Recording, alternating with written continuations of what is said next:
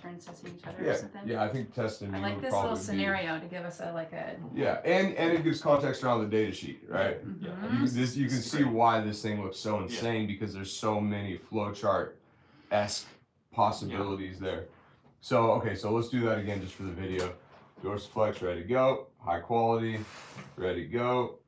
That feels better already, but that's okay. So, and then I would go down, dorsiflex, good, dorsiflex. Let's just pretend that range of motion is worse.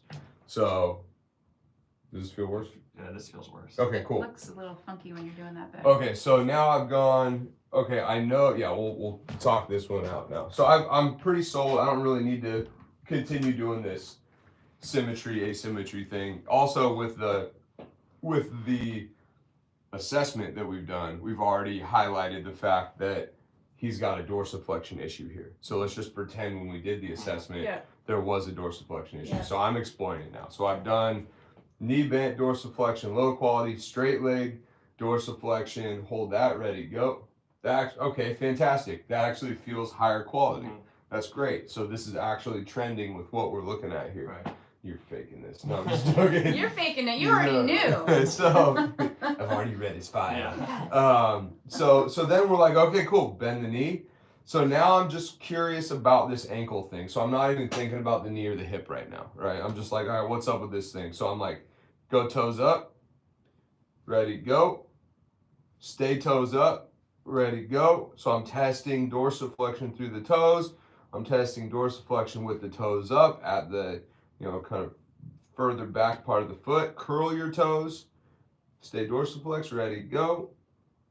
So I'm looking at all those options because there's all these muscles that are crossing the ankle joint. I'm like, all right, cool. And then, okay, so let's just play this thing out. So dorsiflex, toes up, low quality. Dorsiflex, toes down, low quality. Bring your leg down. Dorsiflex, high quality, toes up, high quality, toes down, high quality, toes up, high quality. Okay, that's weird. Why are his dorsiflexors in a high quality state extended but not flexed? I'm curious. Let me see if it's a knee thing. Bend your knee, keep your knee bent, ready, go. Low quality, okay. So I know that when the knee is bent, it's low quality. That might actually have been a little. Was that ready, go? Yeah, that's a little low quality there. Okay. So, and then I'm like, okay, let's see if the hip is low quality. Ready, go. The hip's high quality. Okay, let's just pretend it was low quality. Then I could be like, extend your knee, get you out of some hip flexion or out of some knee flexion. Ready, go. And then, you could exploit those things as well. So now I'm like, okay, this seems like a knee flexion issue. Let's work knee flexion instead of dorsiflexion. And then what we go for, and this is why this whole tangent got brought up, is when we go to this sheet here, now that I've kind of satisfied my exploration, right, then I can go, all right, I'm gonna work on dude's knee flexion. So I'm gonna go supine. Let's call it, just for funsies, 90 hip, knee, flex.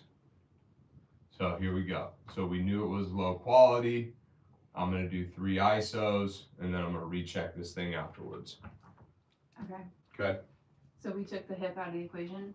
We're pretending it was high quality, right? Okay.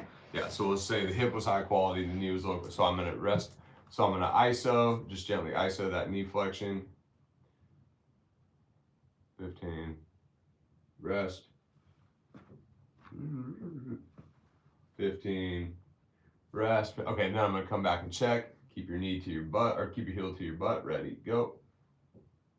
It actually feels a little better, weirdly. How'd that feel to you? Yeah, better. Yeah. So, okay, and then I'm like, okay, cool, this is great. So that seemed to improve that. Then what I would do immediately is go bend your knee, drop the foot down, dorsiflex the foot. Oh, nice, it's high quality now. Okay, good. So we know that the knee flexion is improving the ankle dorsiflexion. So now I can go, I don't need to work on dorsiflexion at this point, at least. Right now, I'm not talking synergies and all that stuff. We're not. Okay. What's up? Well, I think I just jumped ahead. So I'm like, okay, now you're gonna look at knee flexion and all the configurations. Yep. Okay. Yeah, because all we did right here, right, was go. Okay, where's the problem? Where's the problem? Because I want to know if dorsiflexion is the issue or knee flexion is the issue. Is the hip biasing the knee or? Yeah, but we checked it, right? I was like, keep your hip flexed, ready, go. High quality. Okay, it's not hip flexion. Yeah. Keep your knee bent. Oh, it's low quality. Dorsiflex your ankle. Oh, it's low quality. Stem up the ankle or stem up the knee. And then we recheck this and it's low and it's high quality. What's the only thing that we stimulated? Knee flexion. Which means that we can correlate stability and control here to the knee. Dorsiflex. Yeah. Can you In a go high through a quality state. scenario? Like, can you go through I'm the, about to with configs. well, or- or if hip flexion was not high quality? Okay, for sure. Like- So let's just pretend low quality. Back.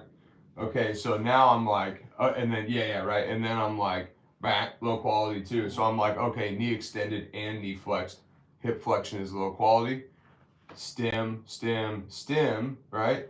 Recheck it. Hey, high quality. Straighten it up. Hey, high quality. Keep it bent. Hey, high quality. And then I'm like, let me check knee flexion. Hey, high quality. Dorsiflexion. Hey. All right, cool. So now I know hip flexion. See, I'm going down chain now to see what impacted the low quality systems. If that isometric thing didn't work on the knee and it was back to low quality, then you might try doing work on the hip. You got it. Right. If I'm like, why is this whole thing destabilized? Mhm. Let me check your rib cage. Let me check your pelvic positioning. Let me check your pelvic approximation. Right. Yeah, it seems like that hip can lead you to a whole. Well, it all can. It all can. That's the thing. Is like it's just and not being so set in like, oh, this is the big deal. It's just like, let me see what is the big deal. And you just said, so we would just check work hip flexion and all the configurations, or check it.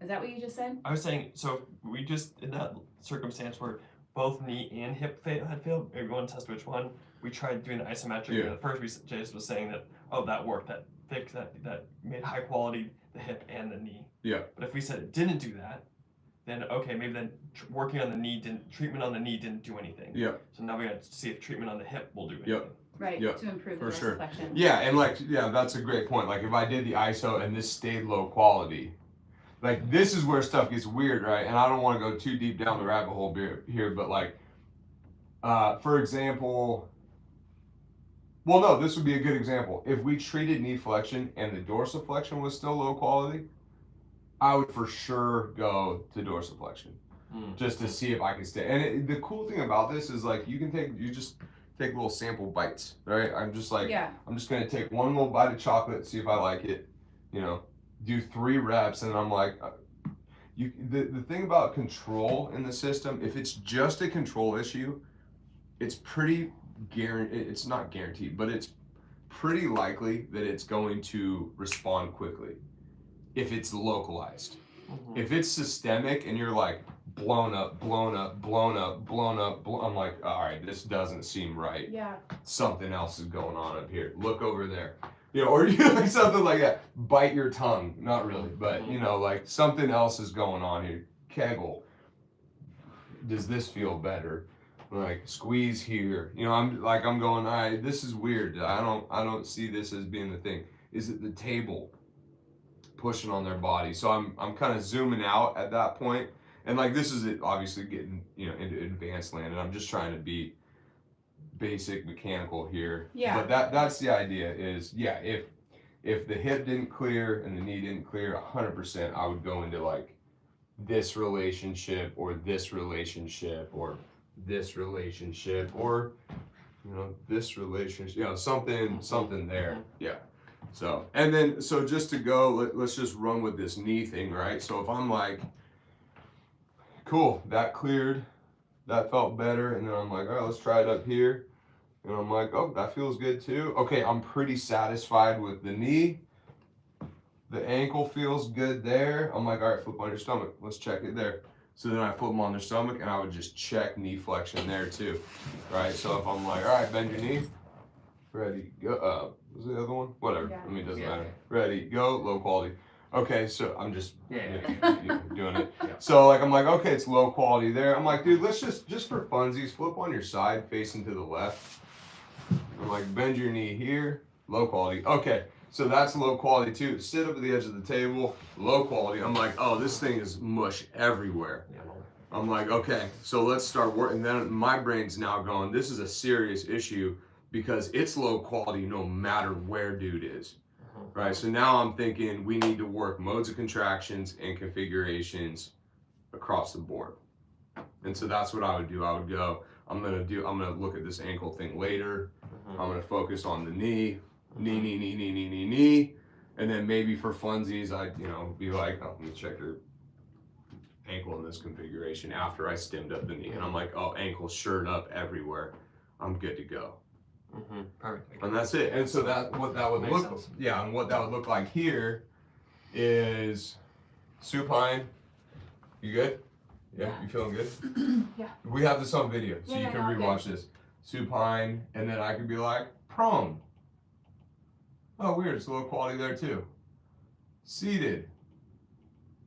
Oh, it's low quality there too. Standing. Huh. Low quality. Okay, so like I'm like, all right, this is low quality everywhere. Let's do this. Let's do this, and let's do that. How are we looking? Oh, nice. High quality, high quality, high quality, high quality. And then I can also go back here, and the reason these pink things are here is because I can be like checking this dorsiflexion, and I'm like, oh, cool. After I treated knee flexion, I'll write a 1 here, clear. 1 here, clear. 1 here, clear. Because that first thing did it.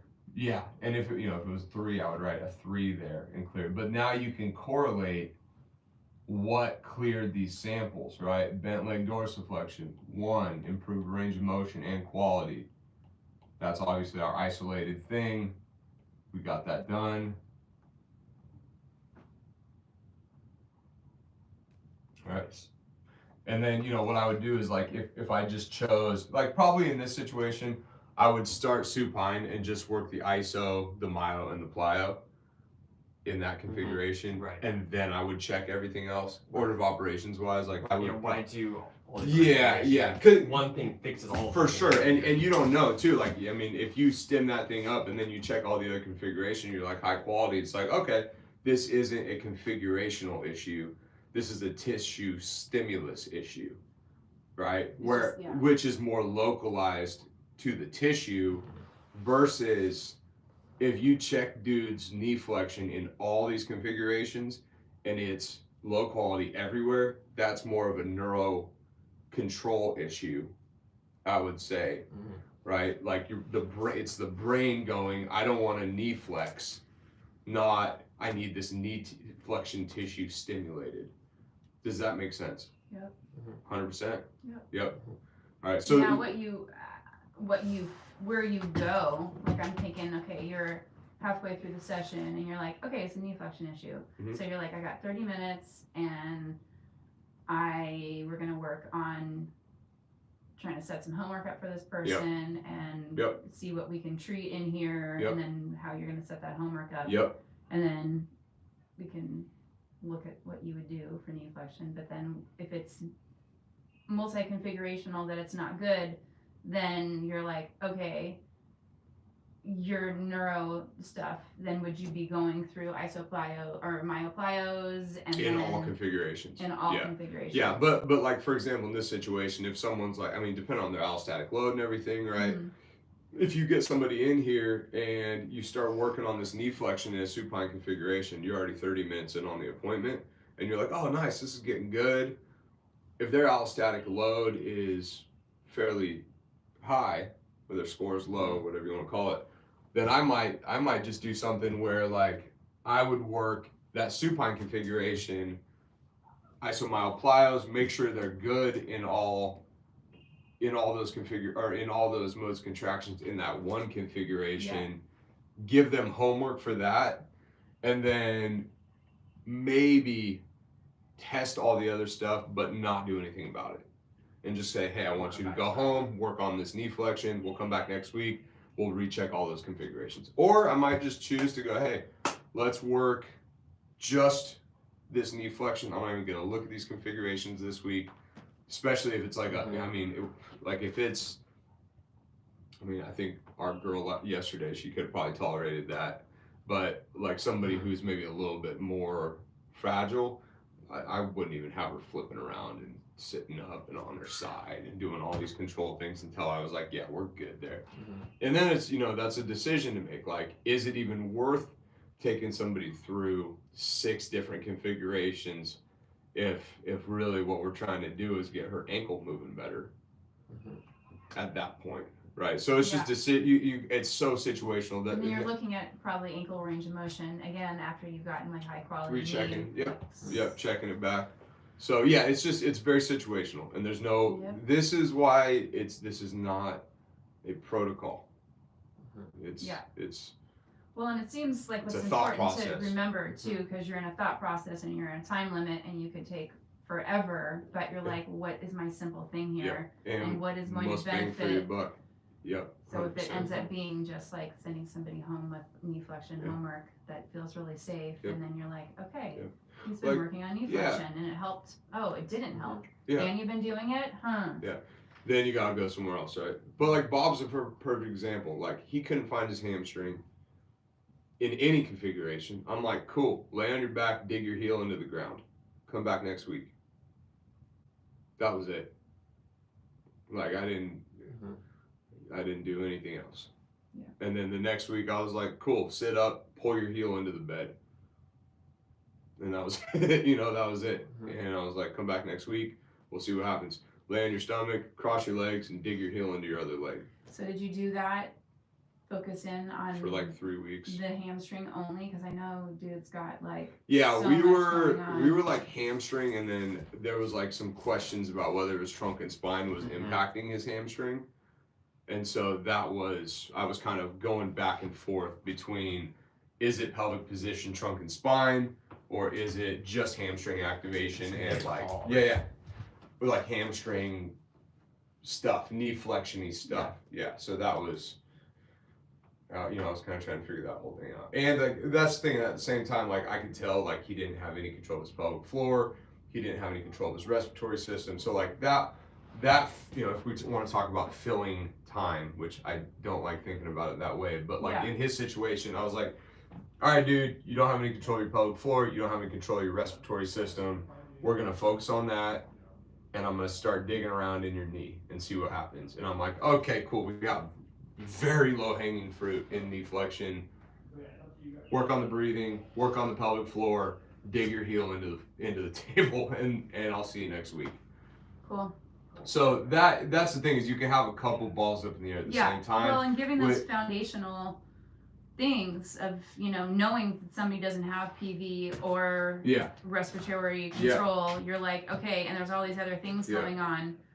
But even the fact that they're honing in on those systems to start, and maybe that's their homework, and you're still, or I am still, say as a beginner, trying to be like, okay, what's the extremity biomechanical thing, or trunk and spine, we're still making progress on control of those main systems, which they're still going to need to have as we build. Yeah, like I can't tell you how many times he's been like, dude, I'm so glad we worked on the pelvic floor and the breathing in the beginning, because when we're out here and he's like hucking stuff around, he knows how to stabilize his body. Whereas before, I don't think he would have had the accessibility to do that. So So that's to go. I have no time limit, so cool. Whatever. Okay. Yeah. Well, let's just go until they kick us out. Sweet. Should we? Yeah, let's do it. I think Noah's gonna come here around 12:45. Cool. Just no chilling. problem. So one other thing I just wanted to. I know I'm getting all like deep in the rabbit hole. This was great. This was, I think, awesome huge, right? Because it's vision. I'm starting to get the data sheet down. Like, okay. Yep. Yeah, the rationale. And we can. What you do. Let's just take on like little bites of this at a time. Yeah. Because it's once you get the gist, the flow, it actually makes sense. I think what we it looks insane. Yeah. Once we do kind of this stuff on here, maybe what we'll do is we'll just pick something and then we'll have us work through like this. Love it. I love it. That's great. The one other thing I will say about this, that I've really started exploring in the last year is the idea of whether it's the tissue issue or the joint motion. And so I'm not talking, can you hop on again? Yeah. I'm not talking specifically about configurations. I'm just talking about, let's just isolate and hone on just this position, deflection here, right? So like what I found, because there's always, rest for a second there. There's always this question of like, is it, okay, if it is knee flexion, is it the knee flexors or is it knee flexion? Are you following me? Mm-hmm. Yeah. Like is it a joint proprioception thing or a contractile? Yeah. Is it the knee flexors or is it knee flexion? Mm-hmm. That's the idea, right? Mm-hmm. And so in my mind, and I'm sure, Greg, I'm sure Greg said this, but I, until I figured, oh, there it is.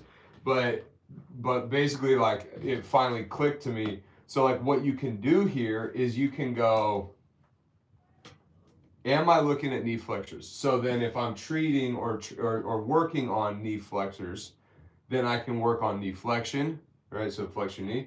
And like, I'm gonna give you a little iso here and then knee flex. So myo. So like you can tell if something is hard for somebody because he feels like I'm pulling super hard and I'm not. And at all. He's giving it a lot. I can feel, did that feel a little hard to you? Yeah. Yeah, and I'm barely pulling. I mean, I'm giving him like 5 pounds. And his brain's like, what in the heck, dude? Yeah, right? doing a fair amount. Yeah, so he's trying really hard and rest. And so I'm going, okay, I know that the knee flexor tissue is struggling to do this. Yes, because he's just going for it. Yeah, right? So then what I can do is go, if it is in fact a joint movement issue, I can do this. Push up, plyo into knee flexion.